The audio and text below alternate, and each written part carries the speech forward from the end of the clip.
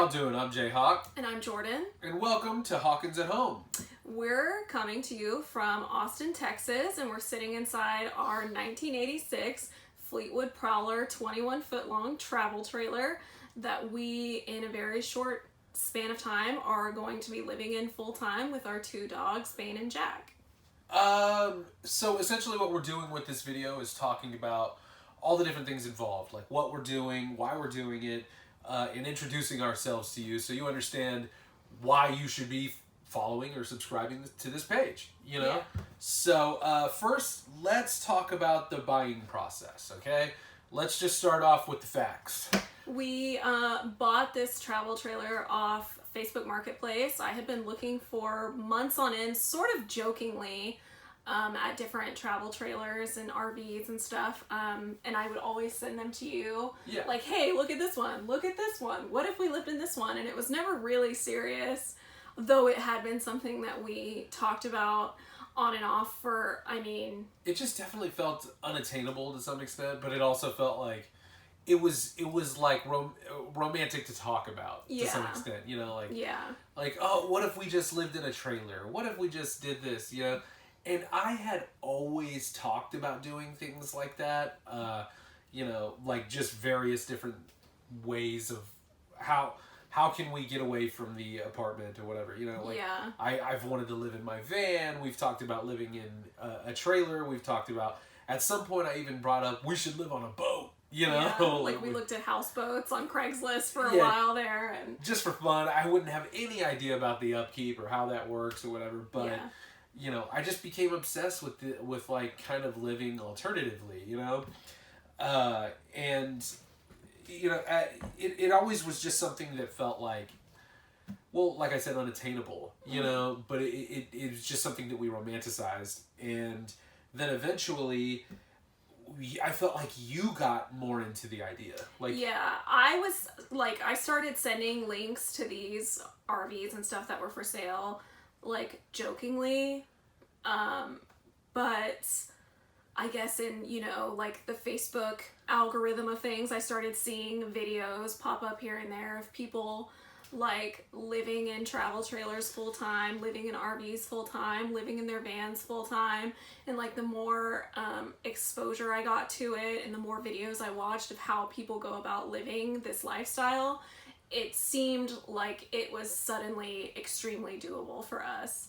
And somewhere along the line of me sending these joking RVs to him, it became something that we decided we actually were going to do. Yeah, you had become really serious about it. Like, no, I don't think I'm joking anymore. Yeah. Like, I think this is something we can do. I've looked up enough information on it. I've watched a bunch of videos on it. We've, you know, it really got to a point where you were like educating yourself. Yeah. To some extent. Because we do have two dogs, like we said, and that I think was like the biggest concern of all, like figuring out how people live this lifestyle with animals, you know, full time. So once we figured out how to do that, and that there are people that are already doing that and have been doing that for a really long time, it was like, oh, okay, well then I really don't have any further like reservations or fears about this, so let's just go for it. You know, like we've been married for 2 years, we don't have any kids, we kind of figured like now's the time. Our lease was going to be up at the place we're at in Austin right now. We had saved some money, so we just kind of figured now, if not now, then when. Yeah, and then I started to actually become a little bit nervous about it. Like, oh my God, this could be real. It was like once I got really fully on board with it, he kind of like drew back a little bit and had some reservations. Yeah, it's like we kind of switched roles there, you know, to some extent. Like, I felt like you were like, you know, like when I'd talk about it, like, oh, it's cute, it's fun, you know, but, you know, maybe, you know, and then at some point when you got serious, I went, oh, it's cute, it's fun, maybe, you know, like... Yeah. So we kind of switched roles there, and then I was like, why would I be nervous? You know what I mean? This is something I wanted to do, you know? Like, obviously I wasn't educating myself on it, but it was always just something I kind of regretted not doing. I always regretted, like, I own a van, I'm in a band, and we've been all over the country and everything, and I always regretted not just living in my van at some point in my life. Like, I really feel like I could have pulled that off, and like educate myself on living smaller and all these other things. So I also felt like I didn't want to rob you of an experience because it was so important to you to have lived in your van or to like have tried it, you know? Yeah. Like to just see what would happen if we did it. If we did something alternative to that extent. Yeah. Yeah, that and so eventually you got serious about it, I got nervous, and then I just fully switched back like, okay, let's do this, you know? Yeah. So a couple of months after we decided we were actually going to look for a camper to live in, we found this one on Facebook Marketplace, like we said. We went out and visited the guy who was selling it. It was about 3 hours away from where we're at in Austin, on a town, in a town that like literally didn't pull up in maps. It was like such a small town. Yeah, it literally didn't show up. Like we just kind of had I don't remember what town it was, but like it literally wouldn't even pull up on maps when I tried to pull up directions. Yeah, so we just kind of had to find it as we went along and everything. But eventually, we looked at a couple of others, and there was always just something like, oh no, we can't, it's probably just... It was very clear when we looked at the others that it was not for us. So it's like the big thing you have to look out for is like water damage. That's like the big like no-no. Camper cancer. Yeah, so. Exactly. Wow. I don't know if you came up with that. It was pretty brilliant. I don't know if I came up with that either. I may have subconsciously heard it somewhere. Who knows? But yeah, I mean, that's exactly what it is, you know. Yeah. It rots out your camper and everything. So the other ones we looked at definitely had that, and so we were like, well, we want to live in here. So it's a bit different than having it and keeping it under something. It's like, okay, it's a little messed up, but whatever. We also like didn't want to have to fully like gut anything. You know, we're not afraid to do minor like upgrades and fixes and repairs, but we definitely are not like knowledgeable enough to have like fully gutted something if we had gotten something for super cheap. Oh, no way. We have no idea. Yeah, like there's just no way we could have done it. Yeah. So we found this one, we went and looked at it, and the guy who was selling it was super nice. We all, clicked really well when we were looking at it. And we definitely just really got along with the guy. You know, yeah. We hung out with him for a bit. We were playing with his dogs, and he lived on some land, and it just felt like, oh man, this is really cool. Like, you know, so we're hanging out there. We look at we look all over this thing, and we can't find a good enough reason not to do it. Yeah, like it's definitely not perfect. It's an older travel trailer. It's 1986. Yeah, it's a great year. The year you were born. Yes, exactly. And it shows in places, but no imperfections in here were really all that bad. They're all just like cosmetic, at least from what we've seen so far. You know, there may be something lurking behind somewhere that we haven't seen yet, but it just kind of seemed like there was nothing holding us back. You know, it was like the right price point. It was around what we wanted to spend. The guy was super nice. It seemed like it was big enough for us and our dogs, but it still wasn't like massive. It was still, it's only 21 feet long, so it's pretty small still. Yeah, it was a cool experience, and I'm really glad. Like, it was definitely a right place, right time, sort of like stars aligning. Everything worked out, so. And so what we'll be doing is kind of showing you the process of all the things that we're going along and fixing it. It already looks spectacularly different in here. Yeah. Like it's already crazy how different everything is looking just from the second. It's amazing what paint can do. Like, yes, it's like ridiculous. It's such a like affordable way to like really upgrade something. So. But you did this right here, this beautiful thing. I'm not sure if it's in the shot. It's probably in the shot, but I think we talk about it in other videos and stuff, and it's really coming along, and it's really shocking how fast it actually does go, you know.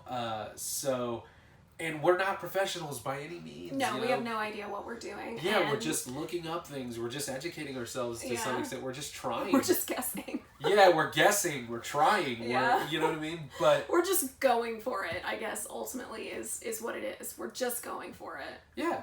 And the big thing is that our lease is up here is in 2 months. I don't know if we've mentioned that. So we've got 2 months to get this livable. You know, it's old, so it shows on the outside. Yeah. You know? So we have to clean this whole thing, reseal the roof. We have to paint the outside so we can get it very presentable, because like a lot of RV parks in the area. We're looking at RV parks around the Austin area, not necessarily in Austin city limits. Primarily Bastrop. Yeah. I believe. Yeah. Yeah. So, a lot of places either don't accept campers and RVs that are more than 10 years old, which is insane to me.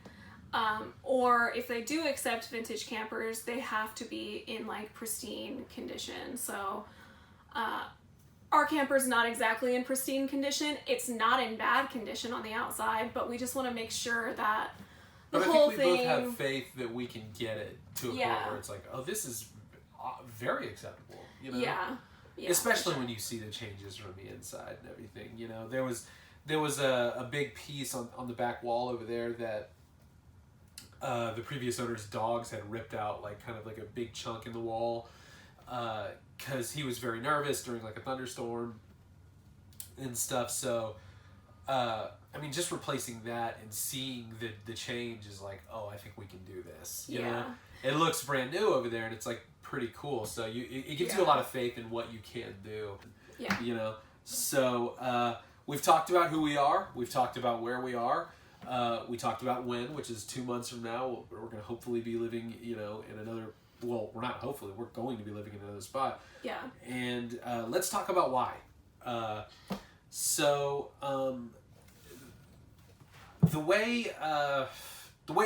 phrase I keep saying, and I have been for a long time, is when I'm thinking about renting, when I'm thinking about buying or doing all these different things, is I feel like a sucker. I feel like this just can't be right.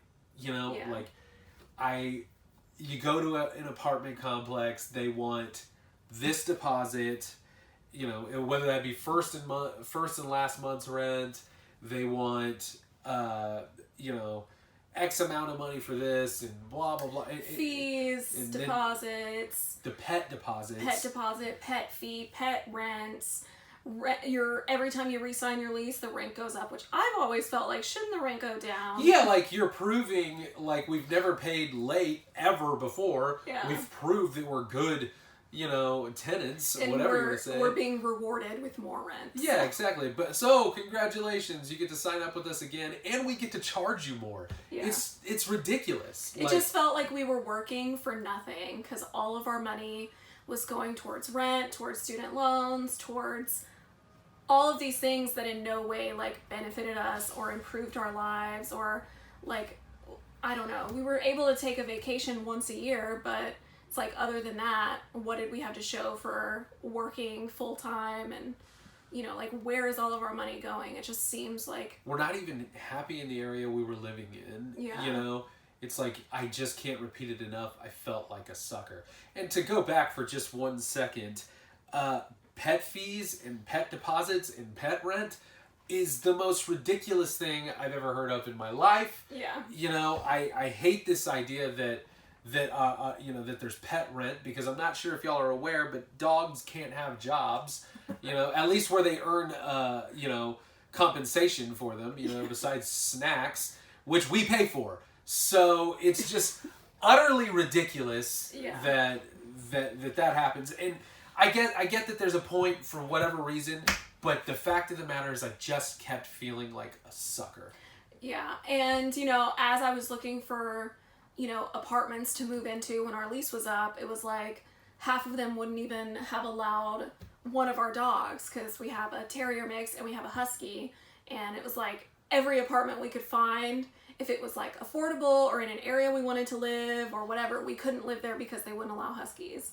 So it just felt like every time we were looking for an apartment or a house to rent, there was just so many roadblocks that just made it not worth it in the end. So that was like another big reason why we finally decided that we were gonna, you know, buy an RV or a camper. And then, like I said earlier, it had always been something I wanted to do. I've always, you know, to some extent done things my own way, I guess. You know what I mean? I am a licensed massage therapist. I only really kind of work part-time, you know? Yeah, and you literally are a massage therapist because you were looking for the least stressful job you could think of. Yeah, like, I you know, I don't want to get too far into this, but I have anxiety issues, and a lot of it just, like, I can't handle, like, long work days and stuff, so, you know, I really tried to find a career that made me feel comfortable and relaxed, and I hate that idea of, like, going into work and someone immediately going, we need this now, you know, like, hey, we had this happen and blah, blah, blah.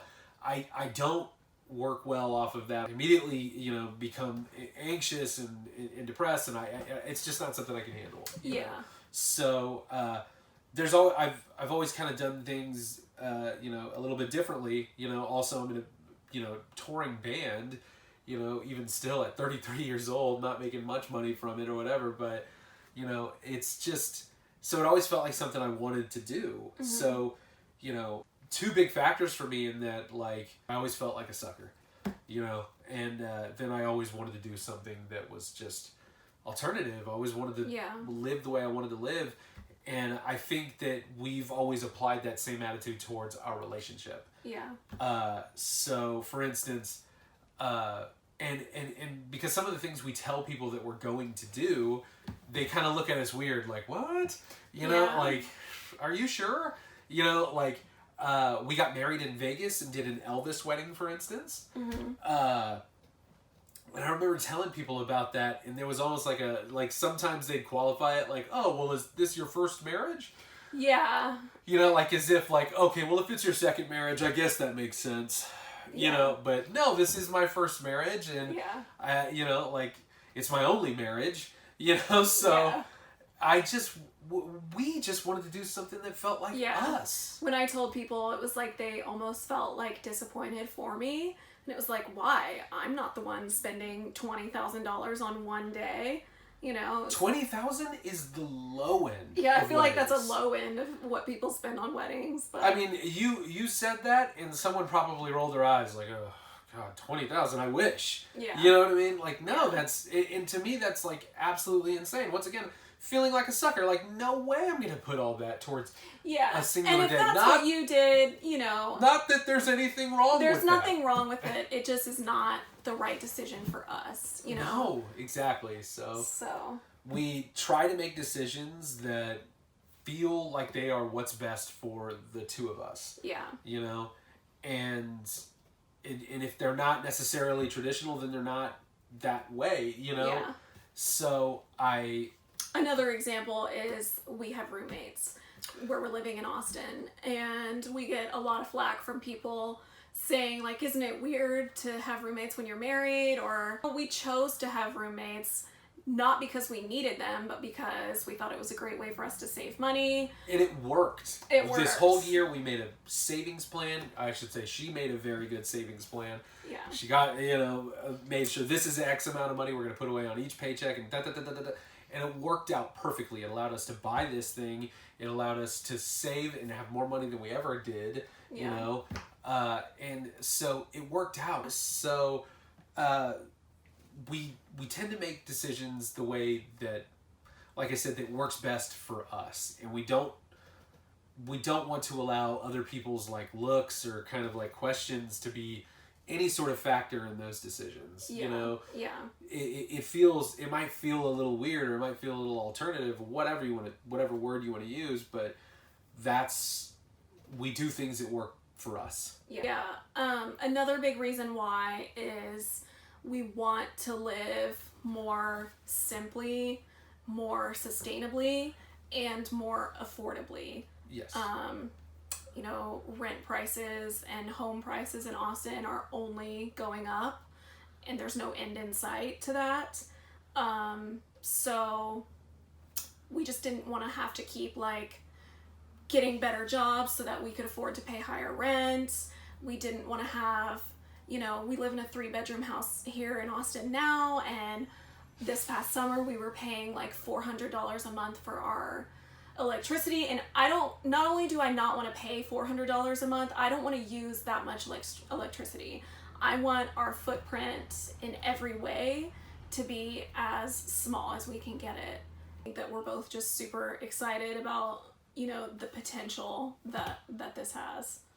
Yeah. So I think we've talked about who we are, where we are, when we're doing this, and now we've covered why. And so I think that I think that it kind of concludes everything we needed to talk about. Yeah, right? yeah. If any of these points, sound like something that you're interested in personally, something that you're curious about, please make sure to watch our other videos. Getting a real insight into like two people that to some extent don't know what they're doing. Yeah. And but that's an interesting way, because you're gonna see us find out how to do these things. You're gonna get to see like two people who are probably a lot like you going, okay, well, I've never really fixed a lot of things in my life or whatever, but here I am. I'm using a drill, and I'm doing all these things, which doesn't sound like a big deal to you, but to some extent it was to us. You know what I mean? So it should become very clear to you early on when you see our like camper repair videos that we don't know what we're doing, but we're going for it. I think that that's the exciting part of it, though. And I think that that's the charm, is that it's going to feel relatable. And so, like I said, or like she said, that, if any of this sounds like something that you're considering, or that it piques your interest in any way, stay tuned and watch us go along with this. And make sure to like, comment, share, and subscribe to Hawkins at Home. We have a ton of ideas for content that we want to put out. We're very excited to start sharing our journey with you. And like we've said a million times, we're just two regular people trying to like live happy people. Yeah. So. Yeah. We're just trying to live this alternative lifestyle for all the reasons we've said before. And we can't wait for this YouTube thing to just take off and have fun with it. We're really excited to share, our perspective, our journey, all of that with you guys. So. All right. Well, it was good talking. Hopefully you stay tuned for everything else Hawkins at Home is going to be showing you. Okay. I forgot something in my eye. I need to know what we're doing first. Like, we're talking about the buying process first, correct?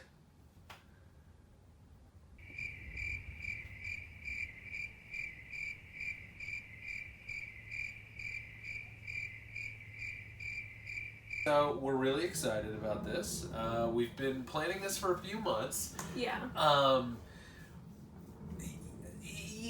God, I'm already lost.